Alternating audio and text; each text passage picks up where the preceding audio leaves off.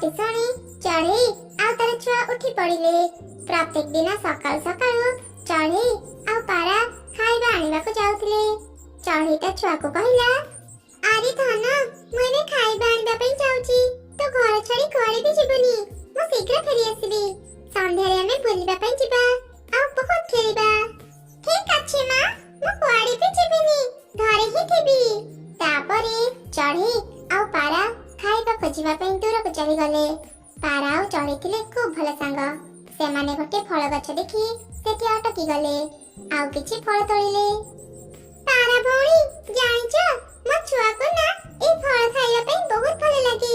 ମୁଁ ତା ପାଇଁ ହିଁ ଏଇ ଫଳ ନେବାକୁ ଏଠି ଅଟକି ଗଲି। ଏଇଟା ତ ଖୁବ୍ ଭଲ କଥା। ତା ଛୁଆ ଏବେ ବଡ଼ ହେଲାଣି। ଏବେଠୁ ତୁ ତାକୁ ତୋ ସାଙ୍ଗରେ ଆ। ସେ ବି ଏଥର ଖାଇବା ଖୋଜିବା ଶିଖୁ। ହଁ, ତାକୁ ଆଣିବି ଯେ, ହେଲେ ସେ ଏବେ ବହୁତ ଛୋଟ। ଆଉ କିଛି ଦିନ ଯାଉ, ମୁଁ ତାକୁ ଖାଇବା ଖୋଜିବା ଶିଖେଇଦେବି। ସେମାନେ ଏପରି କଥା ହେବା ସମୟରେ ପାଖ ପାହାଡ଼ ଉପରୁ ଏକ ପଥର ଖସି ଚଢ଼େଇର ମୁଣ୍ଡ ଉପରେ ପଡ଼ିଲା। ଚଢ଼େଇର ମୁଣ୍ଡ ଫାଟି ରକ୍ତ ବାହାରିଲା। ସେଇଠି ହିଁ ମା ଚଢ଼େଇର ଜୀବନ ଚାଲିଗଲା।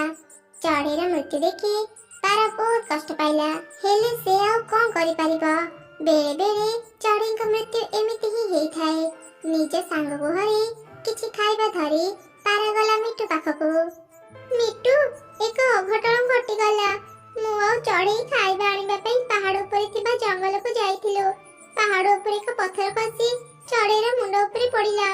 ଆମ ସାଙ୍ଗ ସେଇଠି ହିଁ ମରିଗଲା। ମୁଁ କ'ଣ କରିବି ଜାଣିପାରିଲିନି। ସେଥିପାଇଁ ତୋ ପାଖକୁ ଚାଲି ଆସିଲି। ପାରା, ତୁ କ'ଣ ଚଢ଼େଇ ଛୁଆକୁ ତା ମାର କଥା କହିଛୁ?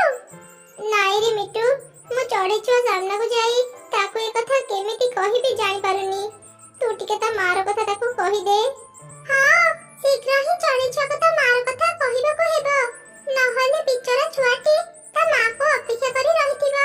ହଉ, ମୁଁ ଏବେ ଯାଉଛି, ଚଢ଼େଇ ଛୁଆକୁ ତା ମାର କଥା କହିଦେବି। ଏମିତି କହି ମିଟୁ ଗଲା ଚଢ଼େଇ ଛୁଆ ପାଖକୁ।